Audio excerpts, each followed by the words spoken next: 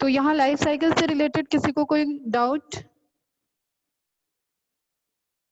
सभी क्लियर है? Sporophytic generation and gametophytic generation, spore का फॉर्मेशन, मियोसिस कहाँ होगी? स्पोर मदर सेल में, sporophyll, sporophyll bears sporangia, sporangia bears some specific cells which have undergoes to meiosis division. These cells are known as spore mother cell, short में SMC भी बोलते हैं. They are diploid in nature, undergoes meiosis and they form haploid spore. Spore developed into gametophyte known as prothallus, and gametophyte is totally independent from the sporophytes. Clear? And gametophyte may be monoecious or dioecious. If monoecious, then both Antheridia and Archegonia are developed on the same prothallus. If dioecious, then Antheridia develop on female gametophyte, Antheridia develop on the male gametophyte, and Archegonia develops on female gametophyte. Then they form anthrazoids and egg respectively. They undergoes fusion, form zygote. Zygote develop into embryo. Embryo form a multicellular structure, sporophyte, and sporophyte is main plant body. ठीक है, इसमें एक portion था heterospory जहां पे embryo development मतलब sporophyte बनने के पहले कुछ देर तक गैमेटोफाइट के मतलब जो आर्चिगोनियम में फ्यूजन हुआ है वहां पे मल्टी सेल स्ट्रक्चर फॉर्मेशन होने लगेगा और तब तक वो गैमेटोफाइट पे रहेगा. अगर वो फुल्ली डेवलपमेंट तक रहता तो that will undergoes in the formation of seed, but seed नहीं है, सीड हैबिट है. क्लियर? तो ये एक स्ट्रक्चर हमने देखा था. किसी को कोई डाउट यहाँ से? Heterospory that is seed habit. Heterospory phenomena किसी को कोई doubt? Two types of spore that is heterospory. Common type single spore that is homospory. Homospory में एक स्पोर मेल की तरह मेल डेवलप कर देगा, एक फीमेल डेवलप कर देगा गैमेटोफाइट को. ठीक है, या अगेन मोनोशियस गैमेटोफाइट फॉर्म होगा तो एक ही गैमेटोफाइट फॉर्म होगा, उस पे दोनों टाइप के गैमेट का फॉर्मेशन हो जाएगा. क्लियर? बट दो ओरिजिन के लिए जो स्पोर चाहिए वो सेम है. स्पोर लेवल पे डिफरेंशिएशन नहीं है कि वो माइक्रोस्पोर है या मेगा स्पोर है. But in case of heterospory differentiation है. माइक्रोस्पोर आपका मेल गैमेटोफाइट डेवलप करेगा एंड मेगा स्पोर आपका फीमेल गैमेटोफाइट करेगा. नोट्स बनेंगे यहाँ से? किसी को यहाँ पे कोई डाउट? यहाँ से हम थोड़ा सा एक रिवीजन करा रहे हैं. इन heterosporous pteridophyte, microspore produce male gametophyte and megaspore produces female gametophyte. Hence the gametophyte in these plants are dioecious. Clear? The development of zygote into young embryo takes place within the female gametophyte and the female gametophyte is retained on the parent sporophyte for variable periods. Check. This event is precursor of seed habit, considered an important step in evolution. ठीक है, पूरा का पूरा आपका grow करने के पहले वो थोड़ी देर तक उस पेरेंटल थैलस पे ग्रो कर रहा है. ठीक है, उस बॉडी पे डिपेंडेंट है, इसलिए इसको स्टार्टिंग ऑफ सीड हैबिट से रिलेटेड कहेंगे, प्रिकर्सर ऑफ सीड हैबिट. तो ये बहुत इंपॉर्टेंट स्टेटमेंट है, इसको आप नोट डाउन कर लेना, मार्क करके भी रखना. The development of male and female gametophyte in these plants takes place inside the microsporangium and megasporangium respectively. Hence, the gametophyte are not completely independent and are not very much developed, so they are generally not completely regarded as prothallus. So they are generally not completely regarded as prothallus. ये pteridophyte तुम्हारे water aquatic टेरिडोफाइटर के बारे में है जो कि बहुत ज्यादा इवॉल्व नहीं होते हैं और तुम्हें पता है एक्वेटिक है तो ये वाटर पे डिपेंडेंट होंगे. उस केस में ये सारे फीचर्स आप मार्क करके नोट डाउन करना. ठीक है, कि these are related to some exceptional. NCERT के पॉइंट है, ये पहले भी हो चुका है cover. Spore mother cell, prothallus. ठीक है, यहाँ से तो किसी को कोई डाउट नहीं. क्लासिफिकेशन हो गया अपना cover.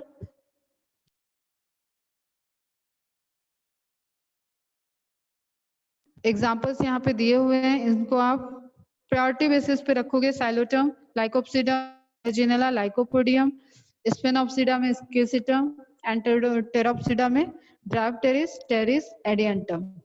Clear? Dryopteris and teris are a kind of fern. Example of fern. Comparative feature of pteridophyta and bryophyta cover हुआ था शायद ये, एक बार जस्ट क्विक देख लेते हैं। Similarities, both have archegonia. It means कि they are archegoniates. ठीक है? Bryophyta, pteridophyta and gymnosperms are included into the archegoniates. ठीक है? Algae and angiosperm doesn't have archegonia, तो उनको आर्चिगोनिएट्स में नहीं रखते हैं। अब ये आप टर्मिनोलॉजी ध्यान में रखोगे तो ये ऐसे क्वेश्चन सॉल्व होंगे कि आर्चिगोनिएट्स प्लांट कौन से हैं, ट्रैकियोफाइट्स प्लांट्स कौन से हैं, तो किसको कहाँ से एक्सक्लूड करना है और कौन कहाँ से इंक्लूड हो जाएगा। फेनरोगैम्स आर्चिगोनिएट आ जाएगा तो जिम्नोस्पर्म सिर्फ होगा उसमें। ठीक है? क्रिप्टोगैम आर्चिगोनियम आ जाएगा, ब्रायोफाइटा एंड टेरिडोफाइटा बोथ होंगे। तो ये जो मैं कॉम्बिनेशन बता रही हूँ इसके लिए आपको टर्मिनोलॉजी हमेशा अपने माइंड में रखना है। Cryptogams, first cryptogams and vascular आ जाए, क्रिप्टोगैम ट्रैकियोफाइटा आ जाए तो अकेले टेरिडोफाइटा होगा। इसमें आपका ब्रायोफाइटा और एल्गी नहीं आएगा क्योंकि ट्रैकियोफाइट लगा हुआ है, वहाँ वेस्कुलर प्लांट्स लगे हुए हैं। तो ब्रायोफाइटा एल्गी में वेस्कुलर प्लांट्स नहीं होते। तो इस तरीके के आप कंपैरेटिव एक स्टडी से, और जो क्वेश्चन आएंगे ना बेटा वो कंपैरेटिव ही आने के चांसेस ज्यादा होते हैं, अदरवाइज डायरेक्ट आपको एग्जांपल बेस्ड आ जाता है। तो फ्लैजिलेट मेल गैमेट दोनों में देखे गए हैं एंथ्रेजॉइड। डिफरेंसेस क्या था, एक में सिकल शेप था, एक में स्पाइरल शेप था। Clear? Water is essential for fertilisation, embryo formation, multicellular structure बन रहा है, एम्ब्रियो बन रहा है। हेट्रोमॉर्फिक अल्टरनेशन ऑफ जनरेशन, एक में हैप्लॉन्टिक डिप्लॉन्टिक था, यहाँ पे डिप्लॉन्टिक हैप्लॉन्टिक है, दोनों में डिफरेंसेस है। नाउ बट दो तरीके के मॉर्फोलॉजिकल अपीयरेंस दिख रहे थे। एल्गी में आपको जाइगोट अलग से कोई स्ट्रक्चर नहीं दिख रहा था, गैमेट बनता हुआ कोई स्ट्रक्चर नहीं दिख रहा था, आपको फॉर्म हो रहा था। बट यहाँ पे क्या हो रहा है, ब्रायोफाइटा में भी आपको स्पोरोफाइट मॉर्फोलॉजिकली डिफरेंट दिख रहा था एंड गैमेटोफाइट को भी आप देख सकते थे। ठीक? टेरिडोफाइटा में हुआ क्या कि स्पोरोफाइट और गैमेटोफाइट दोनों स्ट्रक्चर इंडिपेंडेंट हो गए। दो प्लांट भी आप उनको अगर नहीं जान रहे हो कि एक ही प्लांट के दो फॉर्म है तो आप उसको दो प्लांट कंसीडर करोगे, वो नियर बाय ग्रो कर जाएंगे, लेकिन वो एक ही सेम प्लांट गैमेटोफाइट होगा और एक सेम प्लांट का ही स्पोरोफाइट होगा। डिफरेंस में sporophyte bryophyta the saprophyte is dependent, सैप्रो नहीं होगा ये स्पोरोफाइट होगा, करेक्ट कर लेना spelling. Sporophyte is dependent over gametophyte but in pteridophyta sporophytic generation is independent. ये डिफरेंसेस हो गया। जब अभी मैं अल्टरमॉर्फिक हेट्रोमॉर्फिक अल्टरनेशन ऑफ जनरेशन बोल रही थी तभी मैंने ये पॉइंट बताया आपको। कोई डाउट यहाँ से बच्चे? तो ओवरऑल आपका टेरिडोफाइट कंप्लीट हो गया है। नेक्स्ट डिवीजन जो रहेगा दैट इज जिम्नोस्पर्म। कोई डाउट? टेरिडोफाइटा सब लोग आज कंप्लीट कर लेना पूरा। किसी को भी कोई डाउट रिलेटेड रहे तो मैसेज कॉल करके उसको रिजॉल्व कर लो। बस फीचर्स ध्यान में रखो बेटा और एग्जांपल, कॉमन नेम, ये सारी चीजें आपको ध्यान में रखना होगा। नाउ जिम्नोस्पर्म एक बहुत इवॉल्व में आते हैं, मतलब एक जैसे अब हम तुम्हें एक कहानी फिर से बताएं तो जैसे डायनासोर्स का एरा था, ठीक है, तो डायनासोर का एरा और जिम्नोस्पर्म का एरा ये एक ही टाइम का है। आपको एक इमेज शायद इसमें मैंने डाली हो, हाँ दिस वन। आप इस इमेज में देखो तो बहुत आपको जायंट पेड़ भी दिख रहे हैं और बहुत जायंट एक एनिमल भी दिख रहा है, दैट इज डायनासोर। तो एक होता है ना कि इवोल्यूशन इज कंटिन्यूअस प्रोसेस। अब इवोल्यूशन आपका 12th का चैप्टर है जो पूरी कहानियों से भरा हुआ चैप्टर रहेगा। तो कैसे धरती बनी, कैसे एनिमल बने, कैसे प्लांट बने, हम हर चीज में तुम लोग को एक लिंक बता रहे हैं, बट वो पूरा चैप्टर ही इसी पे बेस्ड है। तो उसमें थ्योरी वगैरह सब आ जाएगी कि साइंटिस्ट पॉइंट ऑफ व्यू से। तो आप ये समझो कि जैसे हम लोग बोलते हैं ना कि किसी का राज है, तो राज किसी का किंगडम है कि कोई बहुत डोमिनेटिंग है, इसकी मर्जी के बिना कुछ चलता नहीं है, ये ऐसा वाला एरा था कि एनिमल में डायनासोर का और प्लांट में जिम्नोस्पर्म का। अब आप इसको किस तरीके से समझ सकते हो, कैसे ये राज हुआ? अगर जिम्नोस्पर्म बहुत ज्यादा ग्रो कर गए हैं तो वो वहां पे उनको न्यूट्रिटिव वैल्यू के लिए उतना ही सॉइल से सारा कंजम्पशन जो उनको चाहिए वाटर, इतनी हाइट के प्लांट प्रेजेंट हैं तो 400 मीटर के जिम्नोस्पर्म होते हैं बेटा, तो उतने हाइटेड प्लांट के टिप तक वाटर को पहुंचना है, उनका उसी के अकॉर्डिंग कंजम्पशन बढ़ेगा, तो वो कैसे हो गए, डोमिनेटिंग हो गए। क्लियर, उनके नियर बाय बहुत ज्यादा ग्रो नहीं कर पाएंगे, ग्रो करते हैं छोटे प्लांट्स बट अफेक्टिव रहेगा एक। क्लियर, उसी तरीके से अब डायनासोर की तो आपने मूवीज देखी होंगी, जुरासिक पार्क वगैरह में, इनके आगे कोई क्या एनिमल टिकेगा और क्या करता, तो इनका भी ये कह रहा था एनिमल में। But evolution is continuous process, gymnosperm भी डोमिनेटिंग नहीं रहे ना, आज देख रहे हो कि डायनासोर भी है ही नहीं, एग्जिस्ट ही नहीं करते, डोमिनेटिंग की तो बात ही खत्म कर।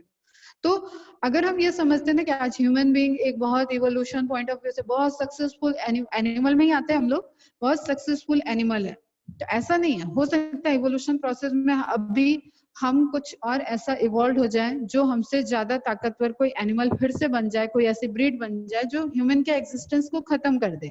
या तुम लोगों ने शायद कुछ इंटरैक्टिव्स ऐसे देखे होंगे, न्यूज बुलेटिन वगैरह, जिसमें एक फ्यूचर ह्यूमन भी एज्यूम किया जाता है कि वो कैसा होगा। तो this all are related to continuous process which is known as evolution, कि आपके एनवायरनमेंट में क्या चेंजेस हो रहे हैं, किस तरीके का एडॉप्टेशन आपने लिए और किस तरीके का इवॉल्व करके आप उस एनवायरनमेंट में फिट हो गए। और ऐसा कोई एक रातों रात नहीं हो गया कि जादू हो जाएगा और हो जाएगा। It is a continuous process and it takes up to 100 to 1000 years to change. एक नई स्पीसीज, नई चीज को बनने में टाइम लगता है। तो इवोल्यूशन पॉइंट ऑफ व्यू से तो हम लोग उस चैप्टर में इसको डिस्कस करेंगे, लेकिन प्लांट के पॉइंट ऑफ व्यू से आप इतना समझो कि ये टेरिडोफाइटा को पूरी तरीके से डोमिनेट करने वाले प्लांट आ गए थे अर्थ पे, जिनकी हाइट बहुत ज्यादा, जिनकी एडॉप्टेशन काफी ज्यादा, जो जीरोफिटिक कंडीशन में, अभी टेरिडोफाइटा में एक्सेप्शन है जो जीरोफिटिक आपको दिख जा रहे हैं, but they are dependent on water for the fertilisation. Clear, वो रेनिजन का वेट करेंगे, वो उसी टाइम फर्टिलाइज कर सकते हैं, वो डिपेंडेंट हो गए हैं वाटर के। बट ये कैसे हैं, ये सालों साल इस तरीके से ग्रो कर सकते हैं। इनकी एज आपको स्टडी करनी पड़ेगी कि ये जिम्नोस्पर्म कितना पुराना है। अब जैसे बरगद, पीपल, ये सब एंजियोस्पर्म है, तो इनके ऊपर डोमिनेंट कौन हुए आके, उनके ऊपर जिम्नोस्पर्म पे डोमिनेंट कौन हुए, एंजियोस्पर्म हो गए। इन्होंने अडॉप्टेबिलिटी की, उनने और भी ज्यादा अडॉप्टेबिलिटी कर दी, और उनका तो मोस्ट जो कहे कि उनकी जो स्ट्रेंथ है that is formation of flower. Flower बन गए, सीड जो बन रहे थे उसको एक प्रोटेक्शन मिल गया, एक लेयर मिल गई, और उस पे आप मल्टीपल सोर्सेज देख रहे हो। अब आपको ग्रेन्स मिलने लगे, फ्रूट मिलने लगे, तो आप अभी तक आप यहाँ पे ऐसा कोई सोर्सेज नहीं देख रहे थे जिसको आप फ्रूट की तरह यूज कर रहे हो, जिसको आप ग्रेन्स की तरह यूज कर रहे हो। तो इस तरीके के जो स्ट्रक्चर डेवलप हो गए वो एंजियोस्पर्म में हो गए। बट ये जो एरा था, इस टाइम जिम्नोस्पर्म ही धरती पे सबसे ज्यादा मोस्ट डोमिनेटिंग प्लांट्स हुआ करते थे। क्लियर है, स्टोरी को समझ में आई? तो अगर हम फेनरोग्राम्स और क्रिप्टोग्राम्स के पॉइंट ऑफ व्यू से बात करें तो these are most primitive. Phanerogams means most primitive plant which bears seed, जिनमें सीड फॉर्मेशन को नोटिस किया गया। अब आपको वो पॉइंट ध्यान में रखना है कि seed habit is reported in Pteridophyta but seed formation takes place in gymnosperm. Jurassic age, that is golden era of gymnosperm. Clear? First phanerogams, algae, bryophyta and pteridophyta are cryptogams. Fruitless flowering plant, fruit भी नहीं बन रहा है, flower भी नहीं बन रहा है, but seed बन रहा है, तो phanerogams are also known as fruitless flowering plant. Term को समझो बेटा, fruitless flowering plant. अब इसमें फ्लावर कहाँ से आया, फ्लावरिंग प्लांट लिख दिया है, ठीक है, टर्म पे रुको जरा। फ्लावरिंग प्लांट मींस वो जो आपको स्ट्रोबिलस स्ट्रक्चर दिख रहा है ना, स्ट्रोबिलस, वो यहाँ पे अब पॉलन ग्रेन ऐसे रिलीज होते हैं। तो जैसे गोल्डन डस्ट एक फिनोमेना होता है, जब हम लोग पाइनस पढ़ेंगे तो वहां पे बताऊंगी ना, तो उसका जो गोल्डन कलर का, येलो कलर का पॉलन है वो वहां डिस्ट्रीब्यूट होगा पूरा। एक गोल्डन डस्ट एक ऐसा एरिया होता है, अगर आप कोनिफेरस फॉरेस्ट में घूमने जाओ तो वहां पे एलर्जी का टेस्ट होके तब वो आपको अलाउ करते हैं, just because of that pollen dust. तो जो ये कोन का अपीयरेंस है, तो कोन कैसे दिखेंगे, फ्लावर के जैसा अपीयरेंस दिखेगा, but they are not flower. तो एक आपको ये टर्म ध्यान में रखना होगा, fruitless flowering plant. Clear? Flower नहीं है वो, gynoecium, androecium, corolla, petal, sepal, वो सब बेयर करने वाला फ्लावर नहीं है। जस्ट वो कोन का जो स्ट्रक्चर है वो आपको फ्लावर की तरह अपीयरेंस दे रहा है। अब आप उसको एज्यूम करो कि एक कोन है और उस पे मेगाफिल जैसे कमल के फूल जैसे समझ लो कि कुछ स्पोलोफिल्स की ओपनिंग हो रखी है और कुछ बीच में बड जैसा है, तो दैट लुक्स लाइक फ्लावर। तो जो यहाँ पे आपको फ्लावरिंग टर्म दिया है उसके लिए आप माइंड में रखोगे this is for the cone, strobilus. Clear? Ovary absent but ovule present. Now make it clear again. Ovule is developed seed. ठीक है, ओव्यूल वो स्ट्रक्चर होता है जो आगे जाके सीड को फॉर्म करता है। ठीक है, ओव्यूल आपका सीड में कन्वर्ट होता है एंड ओवरी आपकी फ्रूट में कन्वर्ट होती है। जैसे जस्ट सपोज आप मैंगो का फ्रूट ले रहे हो या एप्पल देख रहे हो, एप्पल तो छोड़ दो वो फर्स्ट फ्रूट में आता है, जस्ट आप कोकोनट वगैरह देख रहे हो या कुछ भी आप ऐसा देख रहे हो जो फ्रूट आप खा रहे हो और जिसके अंदर सीड है, तो वो सीड क्या होगा, वो जब उसका रिप्रोडक्शन नहीं हुआ होगा उस टाइम में ovule structure is converted, ovule के फॉर्म में रहेगा और मैच्योर में वो सीड बन जाएगा। क्लियर? जस्ट आप मैंगो में देखो तो जो इंटरनली दिख रहा है दैट इज ओव्यूल, एंड जो आप खाते हो फ्लैशी, अब उसमें भी फ्रूट के टाइप्स होते हैं तो सब मॉर्फोलॉजी में आएगा, बट आप बेसिकली ये जान जो उसकी कवरिंग है दैट इज ओवरी। तो ovary is edible part for us. ठीक है, मेनली हम क्या खाते हैं, ओवरी। ठीक है, और ग्रेन जब हम ग्रेन लेते हैं तो उसमें हम क्या खा रहे हैं, सीड। तो ये सब मॉर्फोलॉजी के पॉइंट वहां डिस्कस करेंगे, वो क्लियर हो जाएगा। बट यहाँ पे डिफरेंस क्या है, ओवरी एब्सेंट है इसलिए फ्रूट नहीं बन रहा है अभी, तो ऊपर आपको क्या टर्म आया है, fruitless.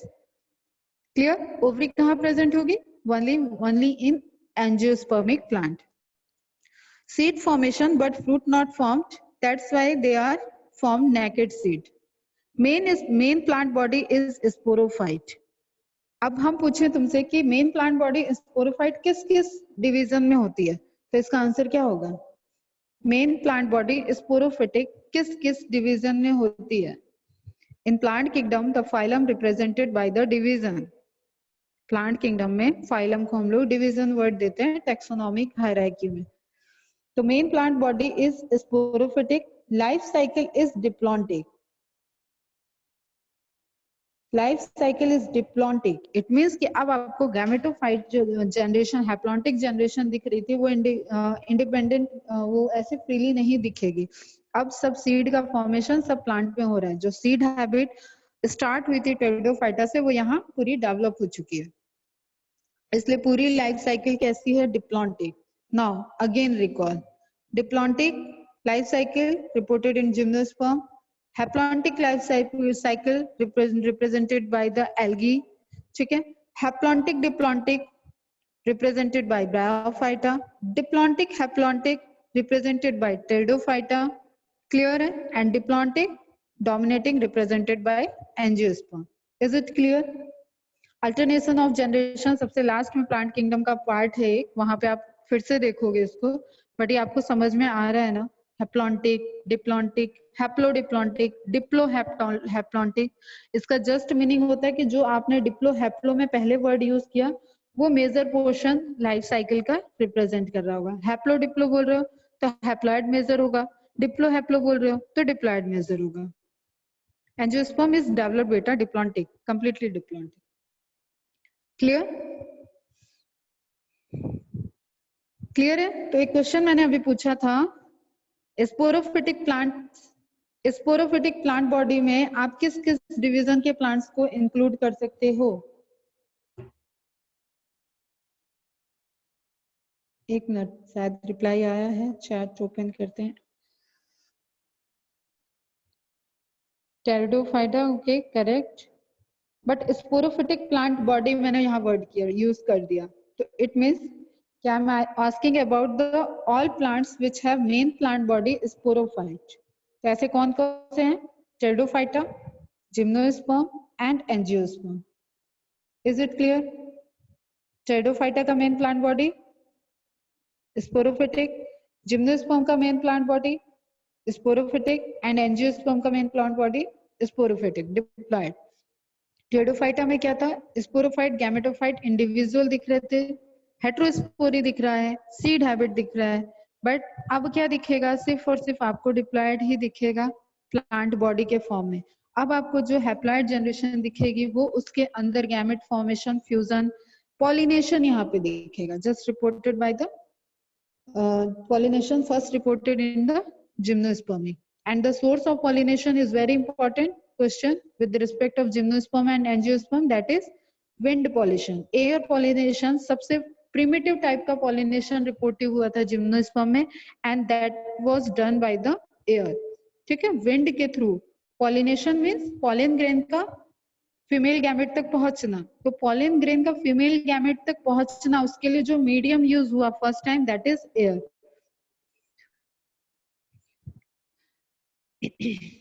So we can say Mesozoic era is the age of reptile, जो कि आपका उसमें डायनासोर से रिप्रेजेंट करेंगे जुरासिक पीरियड को, ठीक है, and gymnosperms is the again the age of dinosaur. ये दोनों पैरेलली जो इवोल्यूशन था उसमें एनिमल एंड प्लांट में रेप्टाइल एंड जिम्नोस्पर्म एक साथ डोमिनेटिंग थे, एक साथ दोनों ग्रो कर रहे थे, और दोनों ही बहुत जायंट थे साइज में, ठीक है, एक्टिविटी में। हाँ, ये दोनों आज के डेट के बेचारे जिम्नोस्पर्म हैं, छोटे छोटे गमलों में भी आ जाते हैं और बड़े बड़े फॉरेस्ट भी बना देते हैं। तो पाइनस आपको रिप्रेजेंट करेगा कोनिफेरस को, ठीक है, कोनिफेरस को, एंड साइकेडल्स को रिप्रेजेंट करेगा साइकस। साइकस अब आप देख के समझ रहे होगे कि हम किस स्ट्रक्चर की बात कर रहे हैं, और मे भी आप में से कुछ ने इसको देखा हो। Clear, this is cycas, this is Pinus, ठीक। पाइनस में ही आपका आ जाएगा, कौन सा ट्री बना दिया मैंने, जिंगल बेल, ठीक है, क्रिसमस ट्री। तो जो कोन जैसा स्ट्रक्चर बनाएंगे, जिनका स्ट्रक्चर कोन लाइक होगा, ठीक है, एक अम्ब्रेला लाइक, एक कोन लाइक, इस तरीके से अलग अलग अब आप कंपैरेटिव स्टडी करोगे, उनको कोनिफेरस में रखेंगे, और उसका रिप्रेजेंटेटिव जो हमें प्लांट पढ़ना होगा, that is Pinus and cycas. Clear, canopy like structure, umbrella like. Now important features कुछ देख लेते हैं। अब कॉमन फीचर क्या क्या होगा बेटा, फटाफट बता दो, कॉमन फीचर क्या है? They are tracheophyte, they are embryophyte, they are archegoniate, ठीक है, मैं खुद ही बता रही हूँ, तुम बस एक रिकॉल करो। They are embryophytes, they are tracheophytes, they are archegoniates, they are phanerogams, they are, और इसके पहले वाले भी कुछ लगा सकते हैं क्या? They have developed morphological appearance, their body can be differentiated into root, stem and leaf, ठीक है, additional is seed formation and seed is naked like structure. तो ये कुछ कॉमन है, 10 पॉइंट तो ऐसे ही हो गए। तो क्लियर है जिम्नोस्पर्म है क्या? ठीक है बेटा। Now if I talk about the root, root, stem, leaf, अब यहाँ पे कुछ स्पेसिफिक फीचर आपको देखने होंगे रूट की, जिसमें माइकोराइजा आप सबने पहले भी पढ़ रखा है। Mycorrhiza is what? What do you mean by mycorrhiza? Myco means symbiotic association between which?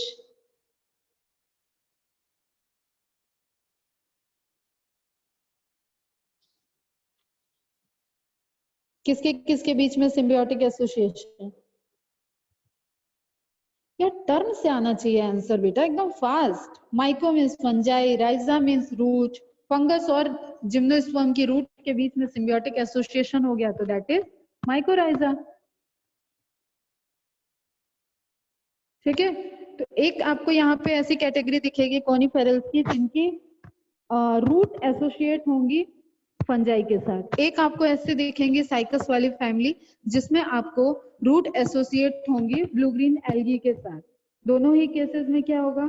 Association है, नाइट्रोजन फिक्सेशन होगा, फूड ट्रांसपोर्ट का फॉर्मेशन, ट्रांसलोकेशन। अब ये माइकोराइजा किस चीज में हेल्प कर रहे होंगे?